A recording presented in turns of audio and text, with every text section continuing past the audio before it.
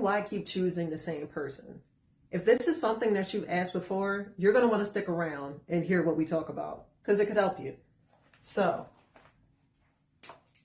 why do I keep choosing the same person? And yes, we are talking about in romantic relationships. That's what this is about.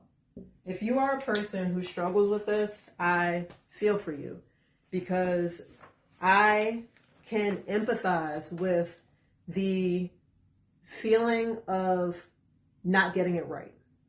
I can empathize with the feeling of never quite feeling loved or good enough when you feel like you are pouring out everything you have into another person, yet somehow you just do not feel like you're enough. And I don't want someone to feel like that. You know, I don't want you to spend one more day questioning yourself versus making a better decision for yourself. So let's talk about some of the reasons why you may be currently in this situation. And let's also talk about some of the things that it is costing. I 110% believe that you already have a sense of what it's costing you, but we're going to talk about it anyway, because hopefully a second voice or a confirmation from somebody else will spur you to do what you already know you should be doing, right? Go ahead and say, I already know I should be doing it, because you do. Okay, so why? Why could this be happening? Pattern. A big one is it's just within your pattern. It's what you're used to. So it's not so much that you're unlucky in love, is that you're loyal to a certain pattern. You're not unlucky in love. You are loyal to a pattern. It would serve you really well. And we're not going to talk about this. Honestly, I can't fully talk about it because I don't know you. But it would serve you really well to figure out what that pattern is. Why do you continue to choose a person that allows you to stay in whatever pattern you have? I can give you clues toward the pattern. Here's one of them. Nervous system comfort. If your nervous system is comfortable with the wrong person, it's because it's familiar. The part that really sucks, and I would say, I can't even say unfair. Fair isn't even a concept. I'm not going into that. But it's really hard to conquer the things that are familiar to you when your nervous system feel comfortable with them. Because it's not that our brains recognize that they're bad for us, which they may. It may recognize that they're bad for us, but it's what we're comfortable with. And what we're comfortable with becomes our comfort zone. So even if something is really negatively impacting us, we're scared to leave outside of that comfort zone because it's what's familiar.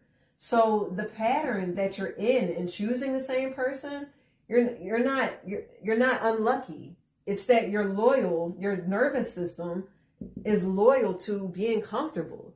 And it's not just your nervous system, it's all of our nervous systems, which is why people constantly say, get out of your comfort zone, get out of your comfort zone. Your best life is outside of your comfort zone. Because if your comfort zone is not built to really contain you in a good way, not even contain you, that sounds harsh, to really hold you, right? Like a baby and cradle you in a good way, then you kind of spur yourself out of it. Then it's not a good place to be. So that's one. And then really that goes with the next one. The devil you know is better, right? Well, the devil you know versus the devil you don't know. And that's really going back to the comfort zone, right? We don't so much have like types of people. Our types of people are people who are familiar to us. So Your type is probably somebody that you saw in your past. Your type might be your dad. Like, your type might be a person who shows up inconsistently, if this is what you grew up seeing, who shows up inconsistently, who may disrespect you, maybe not even physically or verbally. It may be that they just gaslight you. It may be that they make promises that they never keep. All of these things become patterns. And when you see them in other people as you get older, they don't seem like that large a deal because it's what you're used to. It's what you see. And really, when you run into it, it becomes like a self-fulfilling prophecy in a sense that you just think everybody is like this. I'm sorry. And I only said dad. This is for men too. Same thing with your mom.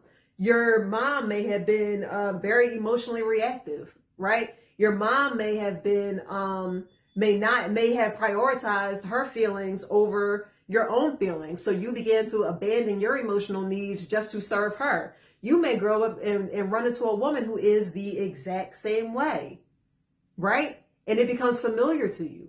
It's not so much that you're super a super attraction or a super preference. It may just be they make your nervous system feel comfortable because you get it. When you think of it, you're like, oh, she's just like my mom. Or you think, oh, he's like my dad.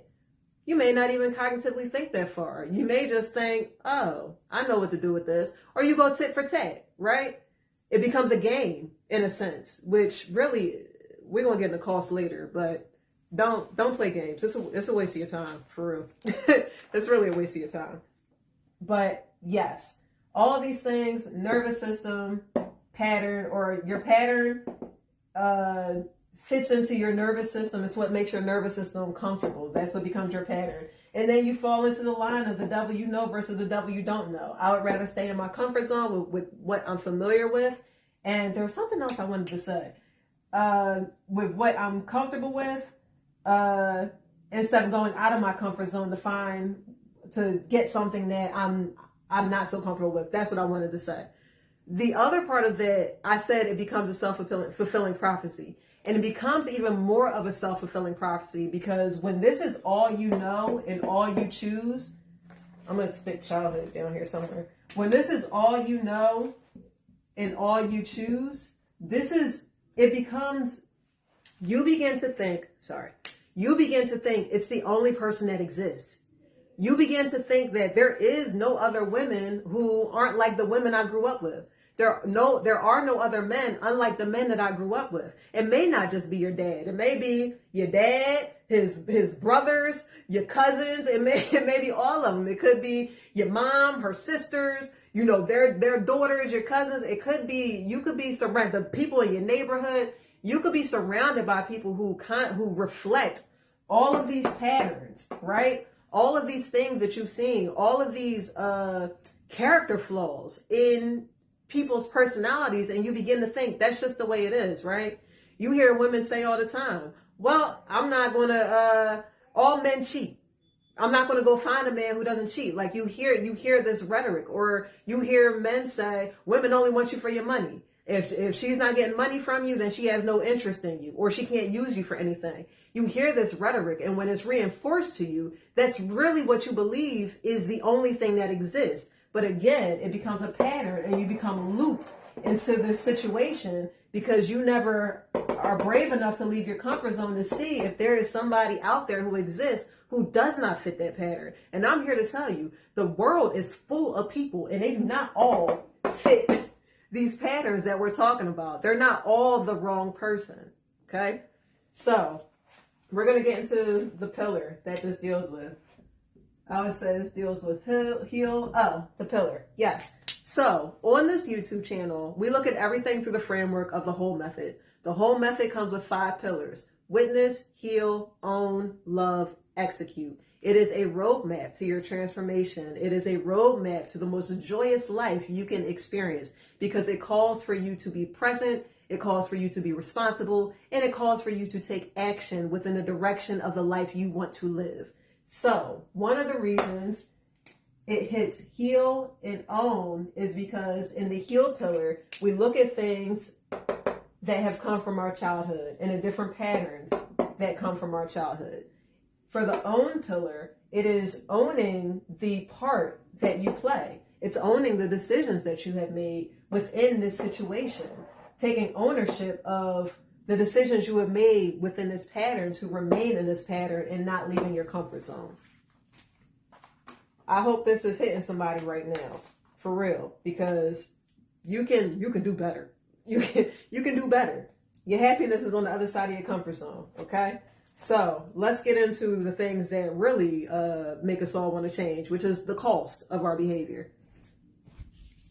All right. So, again, the question, why do I keep choosing the same person? And it is not so much that you're choosing the same person. It is that you are choosing the same pattern that has made you feel comfortable within your nervous system because it is highly familiar to you. So, let's get into cost. Usually I have 3 or 4 costs, but this time I only have 2 because I feel like there is enough information within these 2 costs to carry us. And like I said in the beginning, you already know what it's costing you. I just hope to be a second person to confirm what you know. I'm probably not even the second person. I'm probably the 3rd or the 4th person if we're really, really being real with yourself. You know you had a friend who was like, you better leave them alone. They not gonna be no good. They not gonna be no good. But that's all right. That's why we watching the video. That's why I'm making a video, because I still believe in you. I still got faith. I got faith in you. All right. Never getting, what is it costing you? Never getting what you deserve. We all want love. We all want love because that's how we're designed, right? We are all designed to desire validation, admiration, love, respect in the eyes of another person. That need that you have, there's nothing wrong with that. And don't allow a person to convince you that there's something wrong with that, because it's not. That's how we are built as humans. And you are deserving of that. You deserve to be validated, loved, respected, admired by the person that you are with. You truly, truly do. And if you don't feel that way, pause, time out. Yes, you should always feel love, respected, admired, all those things. But that does not mean that you won't feel challenged. A person who loves you is going to tell you when your poop stinks, right? They're going to tell you when you're out of line. And that's what they should. That's what people who love you also should do. So they may not always be validating your behavior no matter what's going on. They'll challenge you, but they'll do it in a loving way. I didn't want to let that go before people are just out here thinking that they're, everything and they can't be challenged or corrected, because you can be and you need it. That's also what we need as humans still. But when you are afraid to get out of your comfort zone, and you are loyal to that pattern, and that is the thing that you go off of because it's so familiar, you never actually get what you deserve, because the people that you're going after, they can't give it to you because they don't have it within themselves. That's the other part of it. People who cannot properly love other people who cannot properly be honest, be loyal, be trustworthy to other people, is because they can't give it to themselves. They don't love themselves. They don't trust themselves. They're not loyal to themselves. They can't go out and give you what you need because they're incapable of giving themselves what they need. They may not realize that yet. And some people might be like, what? Yes, he does. Or what? Yes, she does, because she does X, Y, and Z. He's always with his boys. He can be loyal to them. It's a different set of circumstances. It's a different, the level of loyalty it takes in a vulnerable, intimate relationship is not the same level of loyalty it takes to go out and drink on the weekends, or go out and, go What do guys do? That's sad, right? Go watch, go watch sports. I watch sports too, so no offense to nobody. Go paintballing, whatever. There is a level of vulnerability and intimacy that men will tell you that they do not necessarily have amongst themselves. And if they are capable of having it amongst themselves, a lot of time they are also capable of having it with a romantic partner, right? Because it's a skill that they have already learned to foster within themselves to have deeper relationships. Same thing with women, right? Because women relationships can be shallow too. I don't just want to, call out men, because women relationships can be shallow too. If all you're doing is going out trying to be, a baddie with your girlfriends and get free drinks, or all y'all do is go to the spa and get your nails done and all that, and you guys are not having honest, vulnerable, intimate conversation, then you have not fostered it within yourself to have that with a romantic partner either. So you also have to look within yourself to see, this is actually going off, but I feel like it's good information. You have to look within yourself to see also what you have to offer. Have you done the work on yourself to provide what you want to another person? So you never get what you actually deserve. And the real cost of this is what you're paying in is your future. Time is limited. Newsflash, we don't live forever. We're all going to die. So that means that every bad partner you're with, they may take years off of your life. It may be 1 to 5 years before you resolve this. And you lose out on the opportunity to have real, vulnerable, intimate connection with another person because you've been loyal to the pattern, because you've been afraid to get away from this person, which is why I own, because we got to take ownership for our decisions. You are scared to get away from this person because you've assumed that, well, everybody out there is the same way, or I'd rather be with them than be by myself. Sometimes you got to be by yourself, sis, bro. Sometimes you have to be by yourself. That's the only way that you begin to able to do work on yourself and be able to look at yourself in a mirror and figure out, what do I really need? And what am I willing to sacrifice? What am I willing to give up? And when I say sacrifice, I mean parts of your personality that are keeping you loyal to that pattern. What am I willing to learn or unlearn about myself in order to be in a healthy, intimate relationship with another person? You got to be courageous. A lot of this stuff, it does take courage, respectfully. It takes courage to live joyously, because there are things, you're going to have to ruffle some feathers. There are things that you're going to have to get rid of. So, another cost, the second and last cost, because it's a real one, unable to break generational curses. A lot of us, we want families of our own. A lot of us, that is a desire that we want in life. We want families of our own, right? And a lot of us have families of our own. A lot of us have families of our own with people who we probably never should have been with. That's real. A lot of us did not do the necessary work of looking at our own patterns to see if we were choosing the same person or choosing somebody who was more in alignment with the people that we are. And when that happens, you're unable to break generational curses. If you continue to listen to your nervous system and be comfortable with what's familiar to you, when what's familiar to you is dysfunctional, then you don't get to a place where you can show your kids something different. You're still in conflict.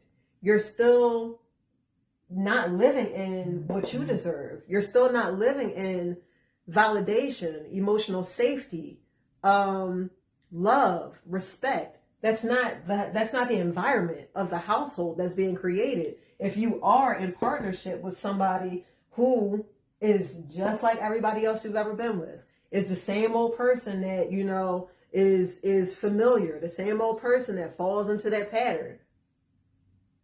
You can't do this. You can't do this from there. You can't. You're going to end up showing your kids the same thing that probably you saw when you were a kid. Or if it's not what you saw when you were a kid, you're going to end up reinforcing for them what their next relationship should look like, right? Even if this is a new behavior for you and you guys just are having a difficult time moving on from each other, even though you know it's dysfunctional. When your kids are watching this, you're just teaching them what their relationship should look like in the future, which means you are depositing into a bank of dysfunction for your legacy. You are depositing into a bank of dysfunction for your legacy. So when you think about your kids and your grandkids and all that, you have to, if this is not something you deal with, you have to make peace. You have to make peace with the fact that you did not do everything that you needed to do to keep this from happening because you were caught in the pattern. I'm not calling you out. I'm calling you forward.